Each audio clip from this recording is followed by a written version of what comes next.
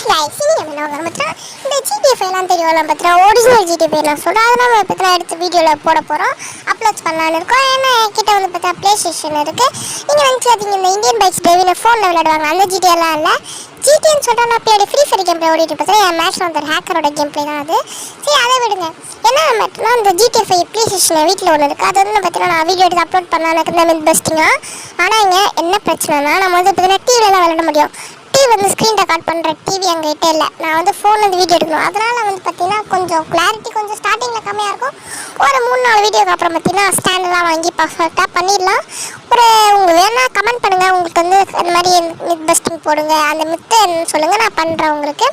No problem, நான் உங்களுக்கு பண்ணி தான் போடுறேன். நைட்டு ப்ளே ஸ்டேஷன் சும்மா தான் எனக்கு வீட்டில் யூஸ்ஃபுல்லாக இருக்குமே. இன்னும் கொஞ்சம் சப்ஸ்கிரைப் டு 1K மறக்காமல் சப்ஸ்கிரைப் பண்ணிக்கோங்க. பபாய் டெஸ்ஸி உங்களுக்கு வேணால் கமெண்ட் பண்ணுங்கள்.